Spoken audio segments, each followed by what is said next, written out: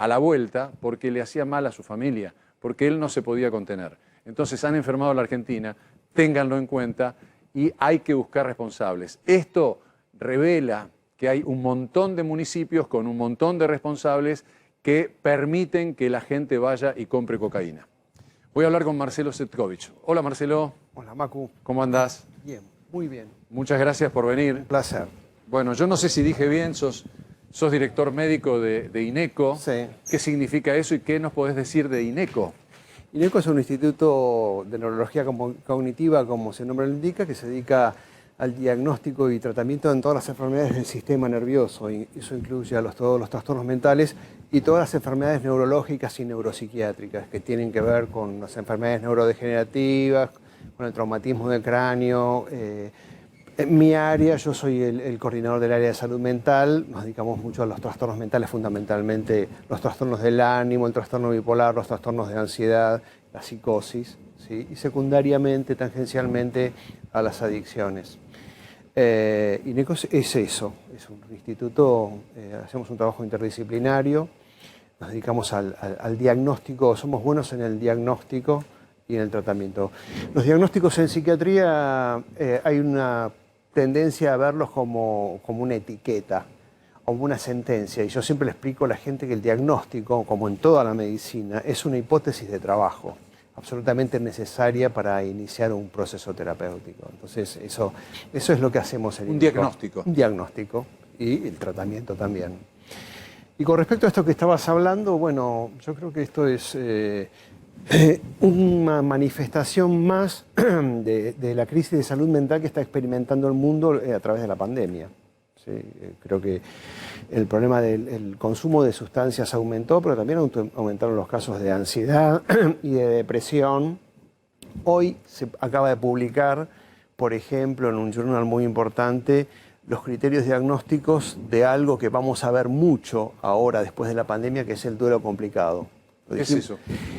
Todas las personas que... Perdón, ¿el duelo? Complicado. Todas las personas que perdieron un ser querido y no se pudieron despedir, por ejemplo, en forma traumática, inesperada, porque tenían un padre... Sí, sí, sí. No podían ir al cementerio. Exactamente, ni al cementerio, ni de estrecharle la mano en el momento final.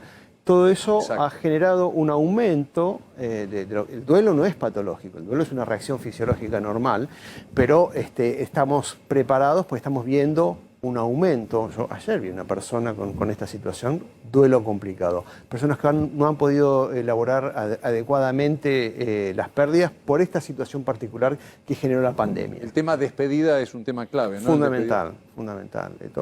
Ese agarrar la mano a esa persona que se está yendo, o darle un beso, o decirle las últimas palabras. ¿A quién en particular, qué caso viste en el día de ayer?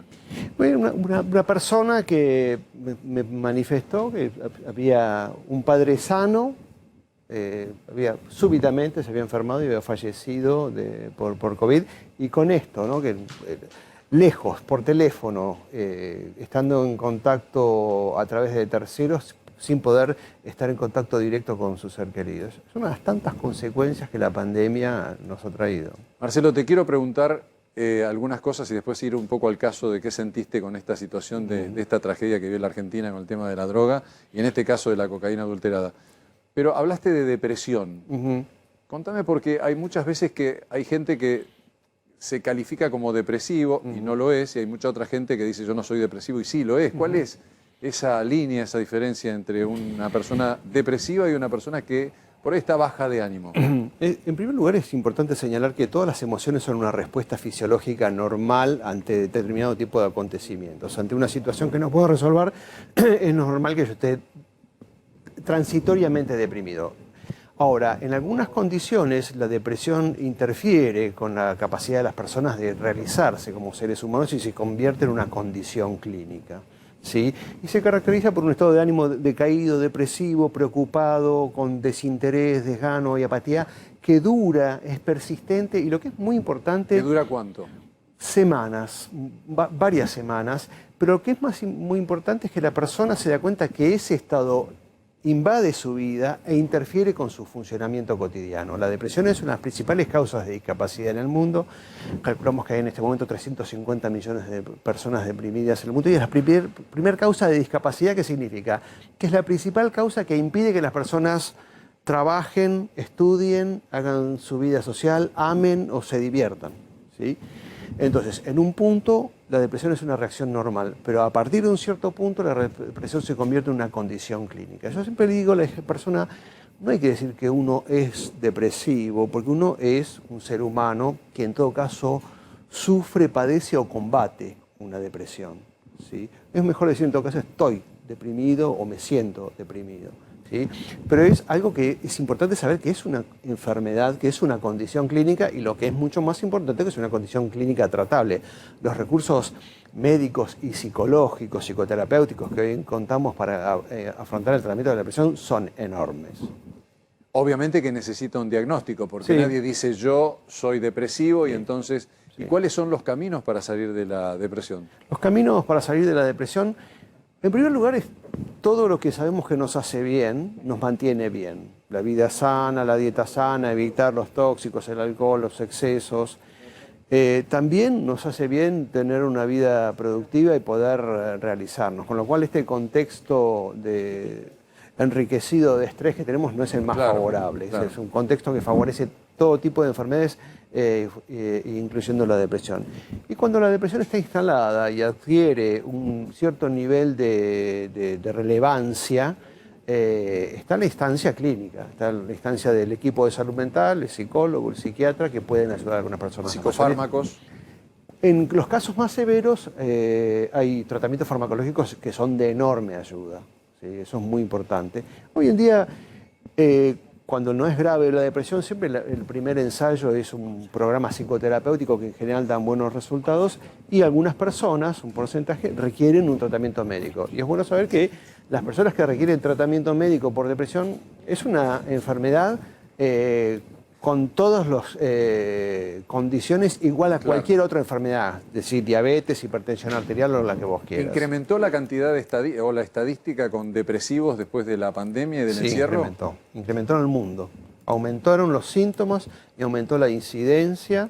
Y además ocurrió un fenómeno muy particular con la pandemia que ocurrió con todas las condiciones clínicas, ¿no? Esto lo vieron mucho los cardiólogos, los oncólogos, que son los tratamientos interrumpidos. Y pasó mucho con los pacientes con trastornos mentales graves que requieren tratamientos de mantenimiento.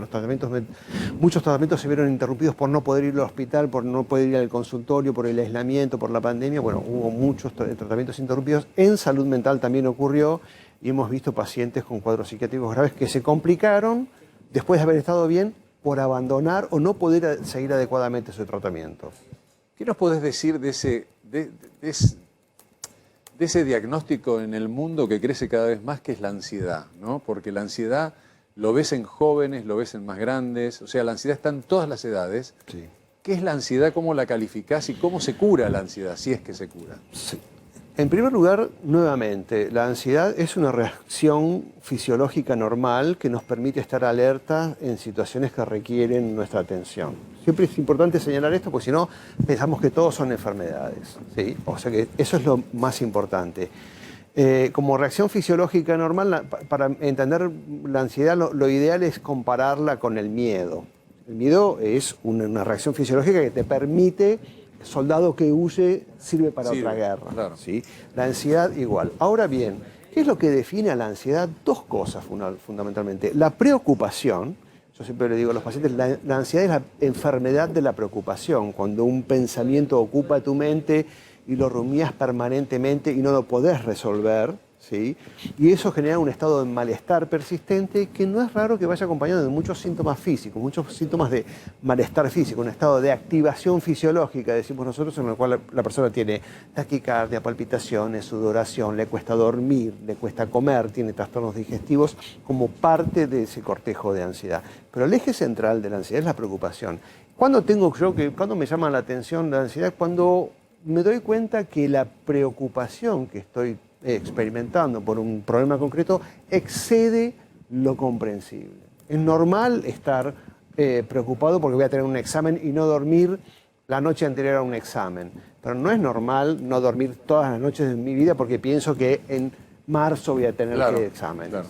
¿Sí? ¿Hay medicación también para la ansiedad? Hay medicación y hay tratamientos psicológicos sumamente efectivos hoy en día. Vamos a las adicciones. Sí. Después le voy a pedir a mi compañero que te hagan alguna pregunta, pero ¿qué sentiste con este drama, con estos 23 muertos, con esta cocaína? ¿Por qué llega una persona a la adicción, ¿no? O sea, digamos, ¿qué situaciones llevan a una persona a consumir? Las situaciones que llevan a una persona al consumo de sustancias son complejas. Y lo primero que hay que entender es que hay, en primer lugar, una base de susceptibilidad individual que tiene que ver con factores genéticos y psicológicos y cómo se ha ido conformando tu aparato psíquico.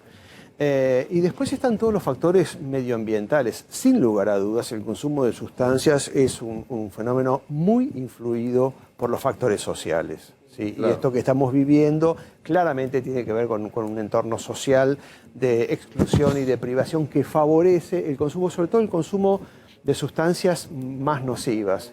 Lo que sí me llamó mucho la atención de este episodio, que en el caso de que se confirmara esto del fentanilo, a mí me llamó poderosamente la atención porque no es una droga que circule en Argentina, es una droga que el doctor algo nuevo.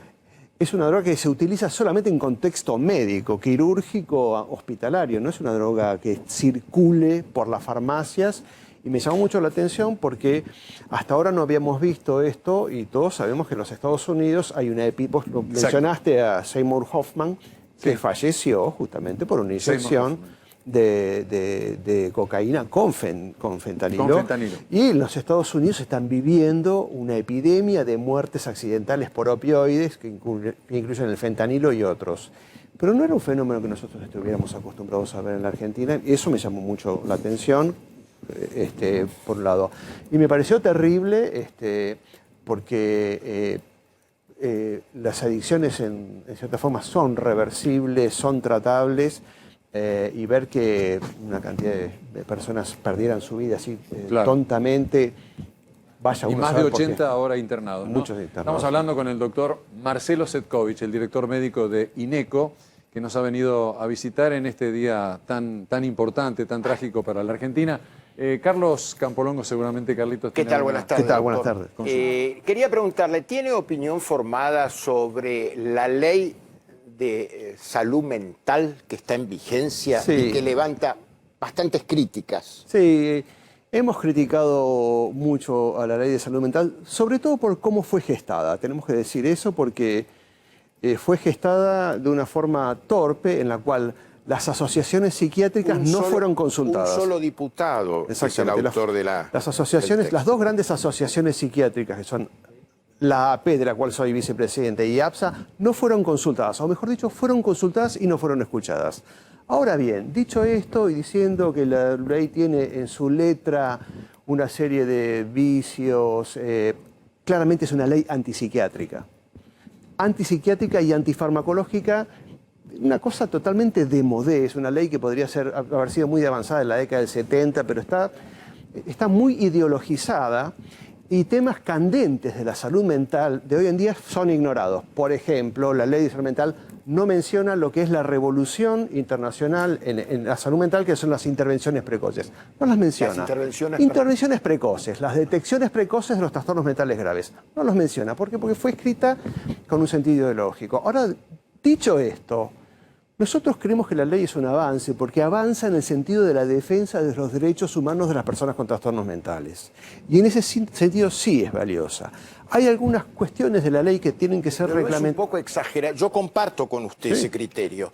Pero ¿no le parece que está un poco sobreactuada la cuestión? ¿Cómo puede ser a alguien que padece una dolencia mental, el juez lo llama, el sujeto dice, no, yo no quiero internarme y punto? Sí, y no, pero usted sabe, Campolongo... Me parece, ¿no? Sí, es así, esa es la letra de la ley, pero la ley también dice que un equipo interdisciplinario puede evaluar a esa persona y si el equipo interdisciplinario determina que esa persona tiene que ser hospitalizada, el juez la va a hospitalizar. O sea que no es que no se puede llevar a cabo la hospitalización. Simplemente es que se genera un cierto vacío que se está tratando de solucionar para que nos pongamos todos de acuerdo entre las autoridades judiciales, los equipos de salud mental, pero todos hablan de los casos dramáticos como el de Chano, pero todos los días se resuelven situaciones de emergencia por razones de salud mental gravísimas y nadie se entera, afortunadamente,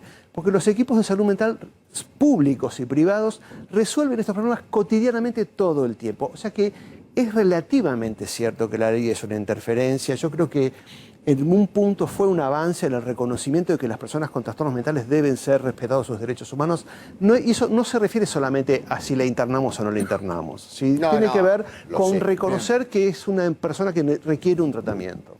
Marcelo Cetkovich, muchísimas gracias, doctor, por placer, estar acá. gracias a vos, Paco. Y muchas gracias por tu opinión, por tu tiempo, y nos volveremos a encontrar. Muy amable. Muchas gracias. Muchísimas gracias. Tenemos que hacer una pausa y volvemos enseguida con más de 18 a 21, #Macu. Ya volvemos. Ella decide cuando es de día, ella maneja el sol, anda pintando